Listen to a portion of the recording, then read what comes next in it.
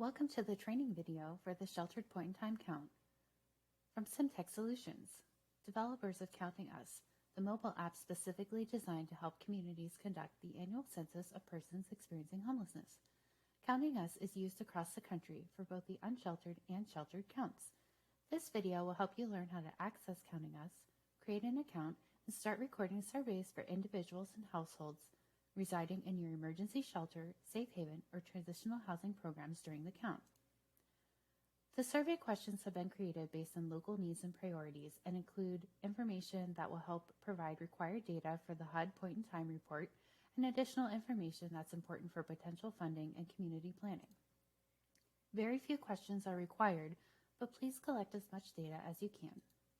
A survey should be completed for each person who is residing in your emergency shelter, safe haven, or transitional housing program on the night of the count. If you have any questions or need help, please reach out to your account administrator or visit pointintime.info. Counting Us can be accessed on a mobile device by downloading it on Google Play or the Apple App Store, or you can access Counting Us online by visiting counting.us in any web browser.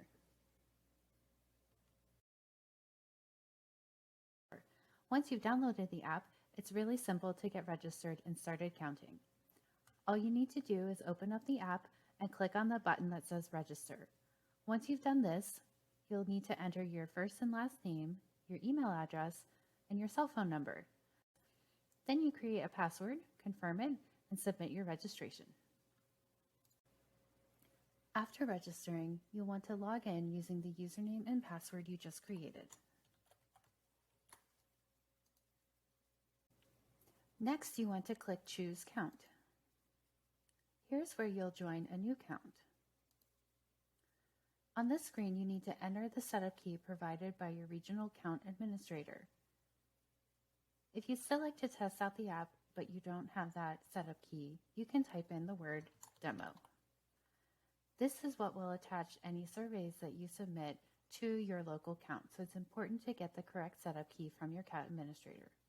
Once you type that in, you can click Join Count. If your area is using the Count Team Management feature, then you'll have the opportunity to select a region. If you're just entering surveys for a shelter provider, you can go ahead and skip this step.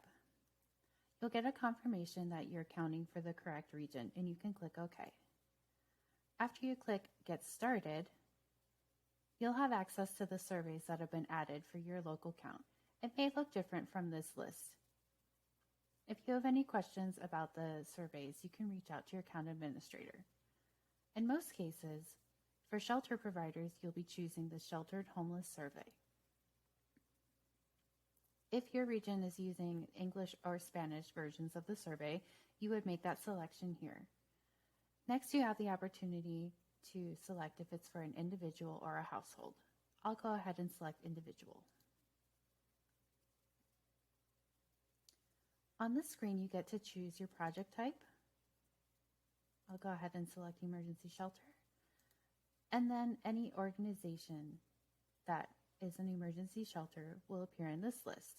If you don't see your organization here, please reach out to your account administrator.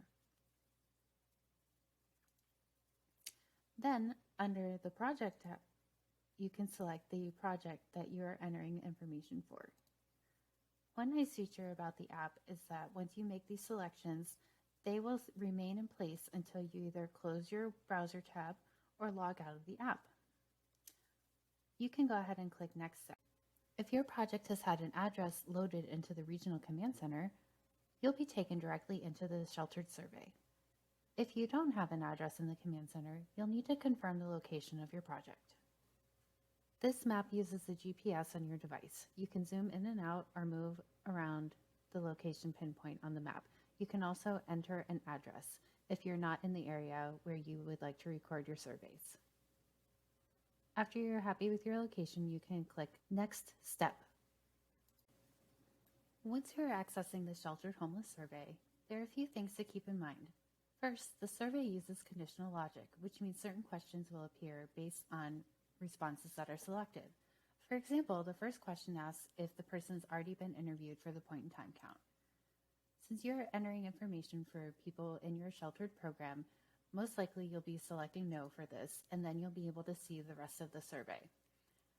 Some of the options include a text field, or some of them will have a calendar icon, and then you can scroll through and select a specific date, such as a birth date.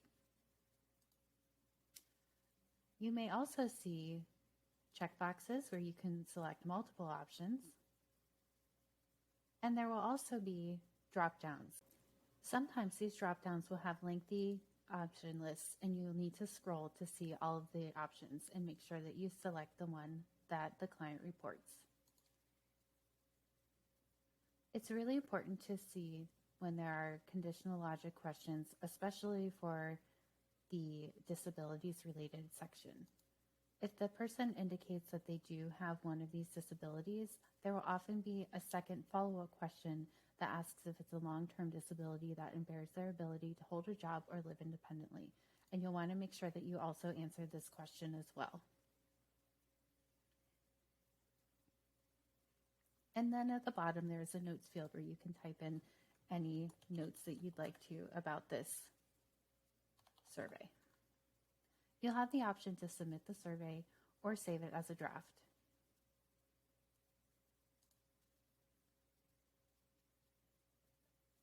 And you'll get a confirmation that the survey was successfully submitted, and you can click OK.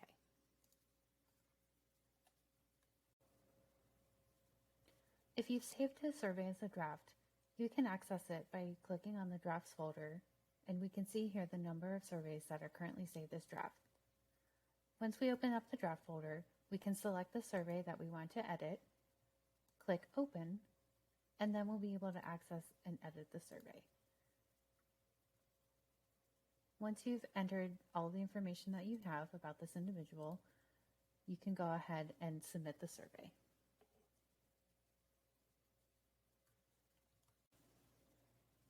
Next, I'd like to show you what it is like to submit a sheltered homeless survey for a household.